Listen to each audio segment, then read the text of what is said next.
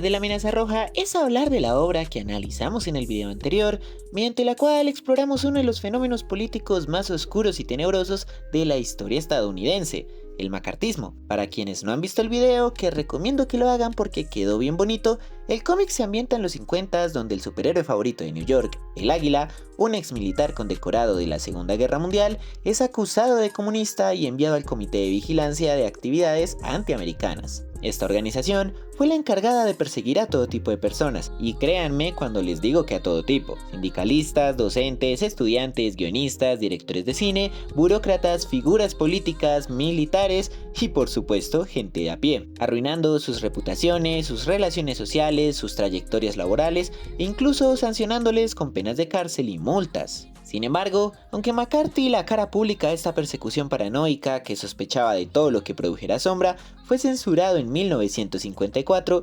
acabando con su carrera política, y el CAA cerró sus puertas a mediados de los 70s, el miedo a la oposición o a la mera crítica del sistema capitalista siguió existiendo de múltiples formas a lo largo del tiempo y en diversos países, siendo Colombia uno de ellos. Incluso uno particular, porque si bien sufrió la misma persecución anticomunista que sus demás países vecinos de América Latina, del cual también hay un video, la persecución al pensamiento crítico y la resistencia anticapitalista siempre ha sido ejecutada en nuestro país a punta de sangre y excesos por parte de la fuerza estatal y paraestatal. Sin embargo, Colombia también es un caso muy particular porque sus formas de persecución y eliminación la gran mayoría del tiempo se han dado bajo el marco de la democracia y la legitimidad, razón por la cual, pese a tantos atropellos de los derechos humanos y el sinfín de crímenes de lesa humanidad cometidos por el Estado, la derecha sigue jactándose de ser la democracia más estable de América Latina. Así que en este video podría hablarles de la persecución anticomunista que se hizo bajo el gobierno de Laureano Gómez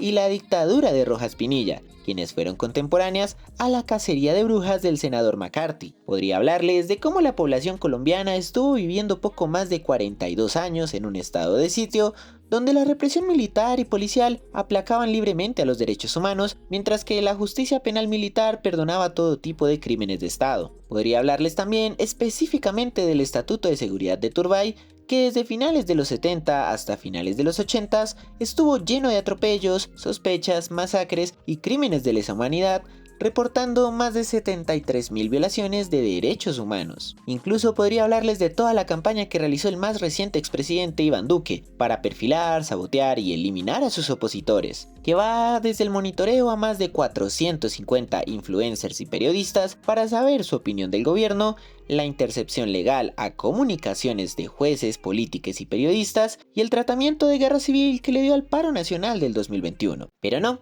pues el periodo del que quiero hablarles creo que expresa mejor que cualquier otro el resurgimiento del macartismo, o mejor dicho, el neomacartismo del siglo XXI.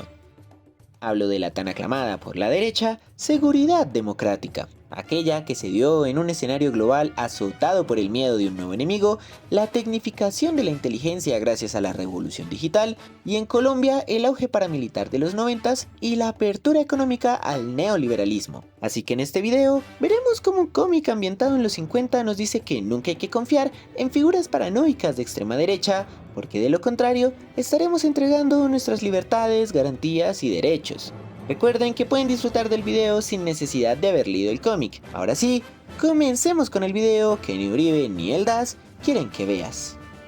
Capítulo 1. Del fantasma del comunismo al fantasma del terrorismo.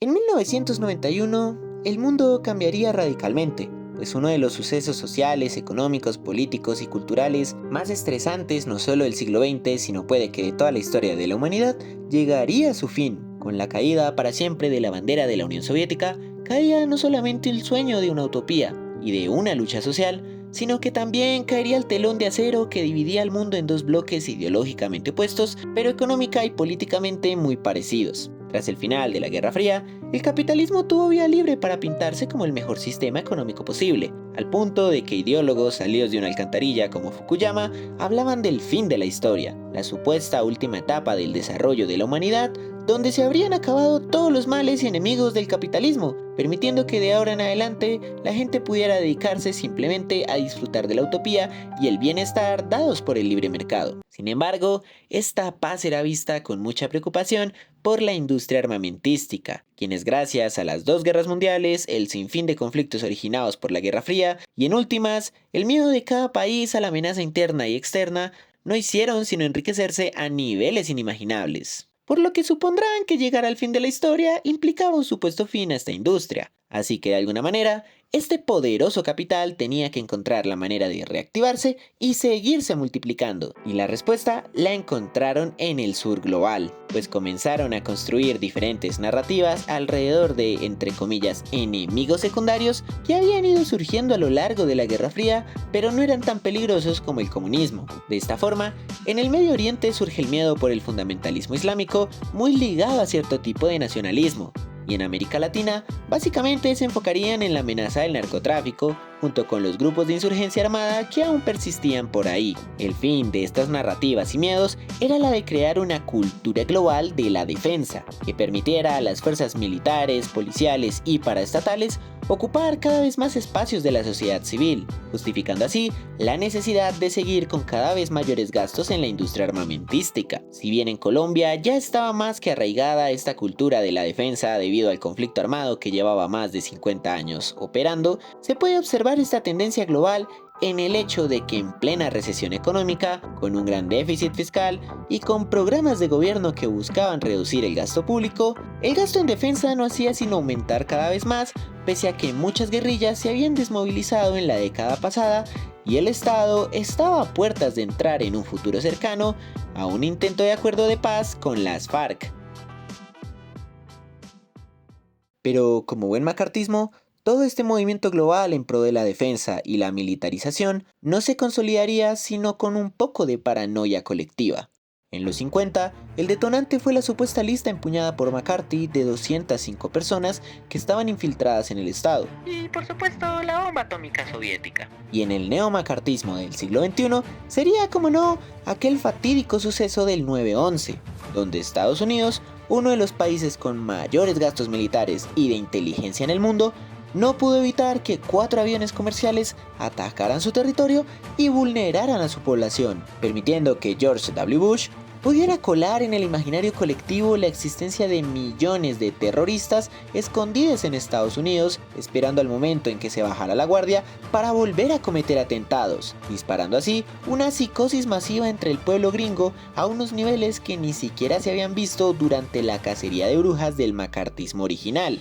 No era para menos, pues el Estado retrataba la amenaza del terrorismo como una segunda guerra fría, un conflicto longevo, sin final aparente y que más que acciones bélicas requería de presiones y persecuciones constantes. Toda esta retórica acabó en acciones como aprobar la nada modesta suma de $400 billones para aumentar el presupuesto de defensa, pero sobre todo la aprobación del Acta del 2001, conocida como la USA Patriot, para hacerle frente al terrorismo, la cual le permitía al gobierno pasar por encima de derechos básicos fundamentales con actos como el espiar libremente y sin necesidad de trámites legales tus comunicaciones, tus movimientos bancarios, las compras que realizas, especialmente los libros, o allanar tu casa y revisar tus pertenencias sin tener por qué notificarte que lo hicieron. Con esta denominada lucha global contra el terrorismo es que Estados Unidos comete un sinfín de atrocidades no solo en su territorio, sino también en los países en los que entraría en guerra bajo mentiras, miedos y desinformación. Pero también es con esta lucha que muchos otros países tienen la posibilidad de establecer medidas autoritarias, vulneraciones a derechos humanos y crímenes de lesa humanidad, pues se escudaban en un enemigo invisible llamado terrorismo que debía ser eliminado bajo cualquier método. Una oportunidad de oro que la derecha colombiana no podía dejar de lado. Capítulo 2. Un presidente para Colombia. Si bien ya vimos el contexto global que permitió a la seguridad democrática ser lo que fue, también tenemos que ver los factores dentro de nuestro propio contexto que dieron paso a uno de los momentos más autoritarios de la historia colombiana. La década de los 90 es quizás la más dura y violenta de nuestro país, ya que sucede por un lado el auge paramilitar que ya explicamos mejor en otro video, y por el otro, una escalada militar de parte de las guerrillas, principalmente las FARC. Es así como en 1998 llega a la presidencia Andrés Pastrana bajo la promesa y la fe de la mayoría del pueblo electoral colombiano de construir un acuerdo de paz con esta guerrilla. Acuerdo que fracasaría por múltiples factores, entre ellos el control cada vez mayor del Estado por parte del paramilitarismo. Pero en el imaginario social, mediático y hasta académico, dicho fracaso sería asociado a la poca cooperación o compromiso de las FARC, siendo la imagen por excelencia aquella donde Pastrana es plantado por Marulanda, el máximo líder guerrillero. Esto permitió que para las elecciones del 2002, cierto personaje aprovechara el inconformismo nacional para posicionarse como presidente de Colombia. Sí, se trata de Álvaro Uribe. Hablar de este señor es bastante complicado y durante un tiempo también fue bastante peligroso. Su trayectoria política y la de su familia, incluso antes de la presidencia, giran alrededor de mucho misterio, desinformación y polémicas. Pero echémosle un muy breve vistazo. Según Eduardo Montealegre, ex fiscal general de la Nación durante el 2012, es decir, tras la supuesta caída del uribismo, el padre de Uribe, Alberto Uribe, era un lavador de plata del cártel de Medellín, algo que daría mucho sentido a hechos como que su helicóptero personal terminó siendo encontrado en Tranquilandia, uno de los laboratorios más grandes del narcotráfico, así como varias cercanías entre el padre de Uribe y empresas de lavado de dinero de Pablo Escobar como Medellín Sin Turgurios. Con este nexo con el narcotráfico, Montealegre dice que se consigue la vasta riqueza de la familia Uribe, y es con la muerte de este señor a manos de las FARC que Álvaro Uribe se abanderaría de la lucha por aplacar militarmente a la guerrilla sin importar el costo. Ve como Batman. Su hermano también es una figura polémica, ya que Santiago Uribe fue acusado en el 2010 de haber creado el grupo paramilitar conocido como los 12 Apóstoles, quienes realizaron durante los 90 más de 500 asesinatos y desapariciones. Sin embargo, fue absuelto en 2024, desestimando los testimonios recopilados por más de 30 años de víctimas, policías y hasta integrantes del propio grupo paramilitar. Por último está el propio Álvaro Uribe, a quien se le han señalado varios nexos con el narcotráfico, como cuando las FARC lastimaron a su hermano y él fue a auxiliarlo en un helicóptero personal de Pablo Escobar. El hecho de que durante su gestión en la aeronáutica civil terminó entregando más de 200 licencias de vuelo al cartel de Medellín, o el presunto hecho de que el propio presidente Betancur le exigiera en 1982 su renuncia como alcalde de Medellín debido a que contaba con fuentes muy confiables sobre su cercanía con el narcotráfico, sin mencionar que durante su mandato como gobernador de Antioquia fue el encargado de darle vida a aproximadamente entre 69 y 87 convivir, grupos paramilitares destinados a intimidar, atacar, eliminar y desplazar a la sociedad civil para darle sus tierras a los grandes capitales. Fuentes como periodistas de la época, Human Rights Watch e incluso Julián Martínez afirman de un presunto fraude electoral en las elecciones del 2002, donde los paramilitares de la SAUCE llegaron no solamente al Congreso, sino también le dieron más de 300.000 votos al candidato Álvaro Uribe Vélez, siendo esta cantidad fundamental para asegurar su triunfo como presidente. No es casualidad que Uribe llegara al poder gracias a los paramilitares, pues durante su gobierno hubo dos claras tareas políticas, la, entre muchas comillas, desmovilización del paramilitarismo, que muchos consideran más como una institucionalización del mismo, y es que como ya vimos en otros videos, la llegada de Uribe sirvió para legalizar y legitimar todo el despojo y la desigualdad creada por el paramilitarismo, así como también se tomaron medidas sumamente tibias que medio castigaban a los combatientes, pero no se intentaba de ninguna manera esclarecer la verdad sobre todos los crímenes de lesa humanidad hechos en la década pasada, por alguna razón. Pero por el otro, Uribe había llegado al poder con la promesa de acabar de una vez por todas con la insurgencia armada. Es decir, era la salida militar a un conflicto en donde la salida diplomática no había dado resultados. Es así como este gobierno centraría toda su ideología, economía y política alrededor del proyecto de la seguridad democrática, la acción militar definitiva para acabar con todo rastro del terrorismo. O debería decir, lo que Uribe considerara como posible rastro del terrorismo. Se empezaron a dar cuenta en Europa que aquí hay unos traficantes de derechos humanos. Algo muy similar al personaje de Roy Cohn en el cómic de La Amenaza Roja, quien es el antagonista principal y aquel que lidera la cacería de brujas, pero que en el pasado, gracias al equipo militar robado, logró convertirse en un famoso ladrón y criminal llamado La Amenaza Roja. Nadie nunca supo a ciencia cierta sobre quién era este supervillano, pero ciertos rumores en las cárceles mencionaban que se trataba de este político, quien gracias a una creciente fortuna producto del crimen, logró hacerse un nombre y una gran influencia tanto política como mediática, que ahora utiliza para perseguir a sus potenciales enemigos y así eliminar toda posibilidad de que se investigue sobre su oscuro pasado. Capítulo 3. Estoy muy berraco con usted. El 7 de septiembre de 2002 se expediría el Decreto 2002 del 2002, donde básicamente se le daba plena libertad a las fuerzas militares y policiales de interceptar comunicaciones, realizar capturas y allanamientos sin la necesidad de órdenes judiciales. También se delimitaron zonas de rehabilitación a lo largo del país, fuertemente controladas por militares, los cuales podían limitar la movilización y exigirle a las autoridades que les entregasen toda la información que tuvieran sobre sus habitantes. Casi que parecían guetos, pues la gente tenía que básicamente pedir permiso para salir de dichas zonas pese a ser población civil y no un grupo insurgente. Como resultado, encontramos consecuencias sumamente tétricas, pues nada más durante los 8 primeros meses de gobierno, donde estuvo rigiendo el estado de conmoción interna, se realizaron al menos 831 detenciones arbitrarias, que para mediados del 2003 aumentó en 2.546, y a finales del primer gobierno de Uribe, en 2004 se coronó la cifra de 6.590. Habiendo casos icónicos como el dado en agosto del 2003, donde el ejército capturó a 56 personas campesinas, acusándoles de ser auxiliares de la guerrilla sin prueba alguna. Ocasiones donde en plena madrugada llegaban las fuerzas militares a los municipios, haciendo llamar a toda la gente y llevándose arbitrariamente a quienes consideraran sospechosos, en su mayoría personas mayores y mujeres cabeza de hogar. Se comentaba que en las zonas de rehabilitación la población vivía en una situación muy similar a la Operación Orión, solo que de manera permanente, es decir, situaciones donde el ejército en compañía de paramilitares hacían grandes operativos de limpieza social para deshacerse de supuestas células guerrilleras, así como también la gente sufría de pescas milagrosas por parte del Estado, donde se capturaban entre 2.000 y 2.500 personas para ver a quienes se podían judicializar. Tampoco podemos ignorar el elefante en la habitación, y es que si bien no quiero hablar de los falsos positivos porque son un tema tan trascendental en nuestra historia que merecen su propio video,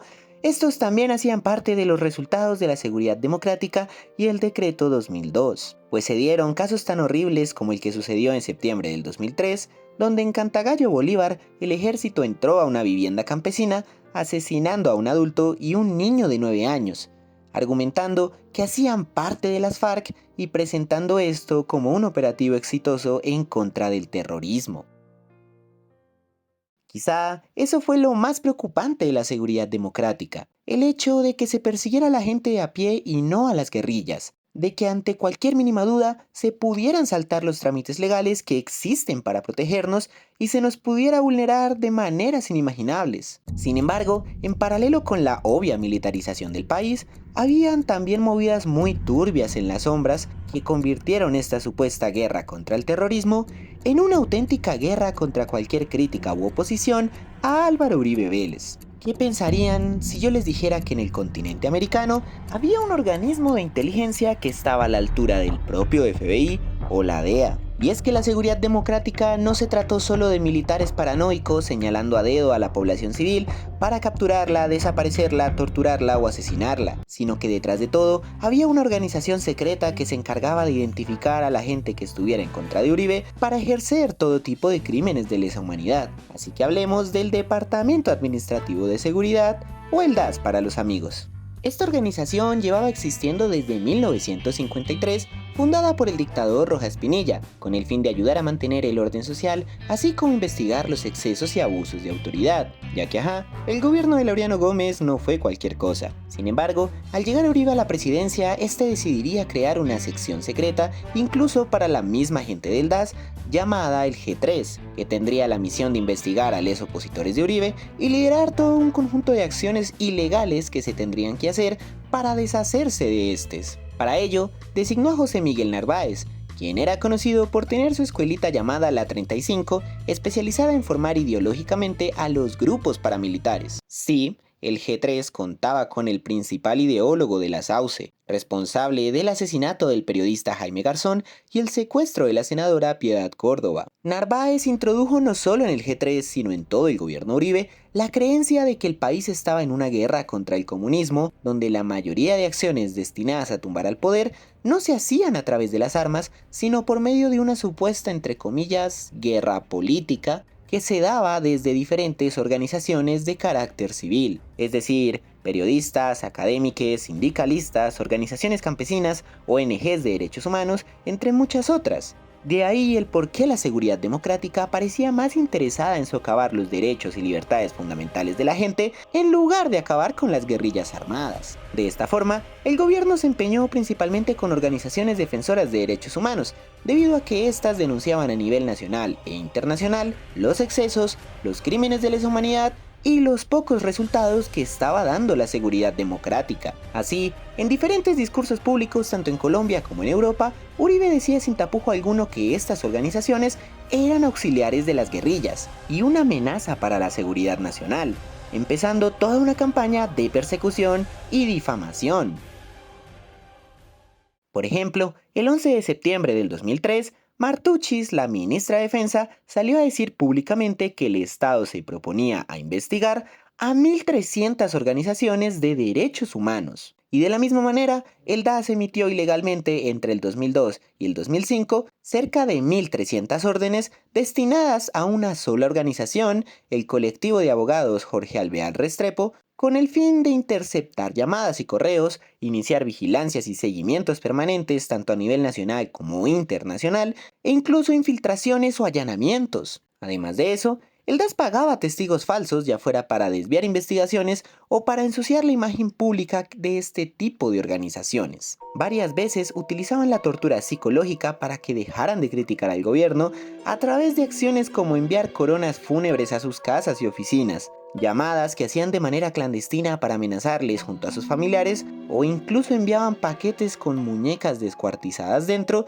y con claros símbolos de tortura. El G3 se tomaba tan en serio su trabajo que hacían manuales específicos para intimidar y amenazar a personas específicas, lo cual nos deja ver qué tanto investigaban a sus víctimas. Algo que también podemos intuir cuando vemos que para un solo medio de comunicación alternativa, como lo fue Contravía, el G3 produjo 1.081 documentos registrando toda la información personal. Sin embargo, quizá lo más turbio alrededor de esta organización secreta era su relación con el paramilitarismo, pues no solo contaban con su ideólogo principal, sino que bajo el gobierno de Uribe, el DAS se encargaba de borrar todos los antecedentes penales y las órdenes de captura de paramilitares y narcotraficantes. De la misma manera, se tenía un acuerdo donde el 10% de todos los fondos recaudados por contratos del DAS tenían que ir a parar a las arcas de los paramilitares. Y la crème de la crème. Desde el G3 se creaban listas a veces de más de 100 nombres de sindicalistas, periodistas, defensores de derechos humanos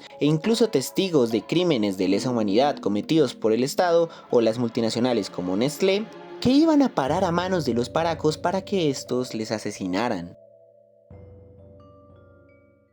La paranoia de este gobierno, junto con los alcances de su servicio de inteligencia, llegaron incluso a niveles internacionales nunca antes vistos para un país del sur global, ya que debido a todas las denuncias internacionales que estaban surgiendo hacia el Estado colombiano, Uribe decidió enviar operaciones permanentes de espionaje a organizaciones de derechos humanos en Europa que pudieran exponer los horrores de la seguridad democrática, dando casos como el espionaje a 500 delegados de 72 países que participaban en el Foro Mundial sobre la Reforma Agraria realizado en España. Pero quizás el más surreal era que el G3 espiaba e investigaba la información de miembros del Parlamento Europeo de manera clandestina. Situación muy similar a lo visto en la amenaza roja, donde los aparatos de inteligencia estadounidenses se infiltraban en otros países como la Unión Soviética de manera no oficial o legal para asesinar a potenciales enemigos y robar información o material clasificado.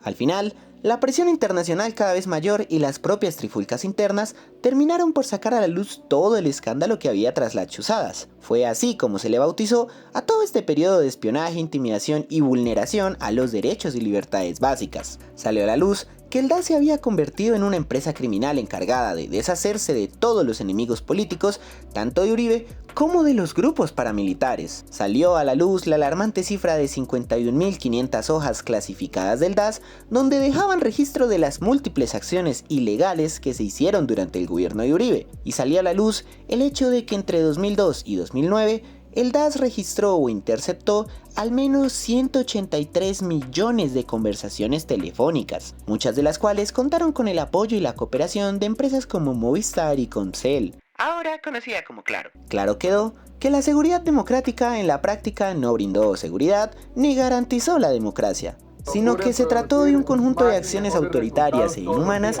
lideradas por una extrema derecha que necesitaba a toda costa implementar políticas neoliberales, atraer a los grandes capitales de las multinacionales y legalizar todo el despojo y acumulación que se hizo con el paramilitarismo a través de las décadas anteriores. Uribe nos recordó que el fantasma del macartismo sigue rondando entre las élites económicas, creando discursos satánicos sobre la gente que se niega a arrodillarse a las necesidades del capital con el fin de eliminar su existencia. Y al igual que Roy Cohn en el cómic de la amenaza roja, nos demostró que con tal de seguir estando a la cabeza del Estado, ganar poder político y económico, así como olvidar su pasado, Uribe estaría dispuesto a acabar con su población civil y con cualquiera que se atreva a pensar diferente. Actualmente vemos todo un resurgimiento del macartismo, un neo-macartismo si se quiere, que curiosamente se da con el ascenso de la extrema derecha a nivel global, dándonos joyitas como Trump diciendo que Gringolandia se encuentra en crisis económica debido a la gente trans y no a las décadas de políticas neoliberales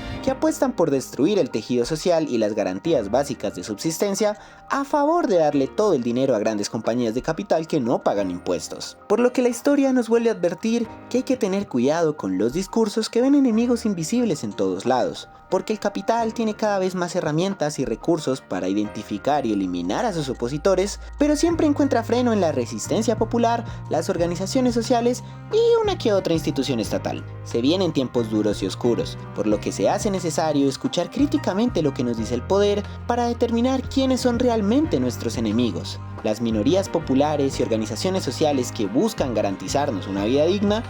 o los multimillonarios ansiosos de poder que nos dice que quien lucha codo con nosotros realmente quiere destruirnos.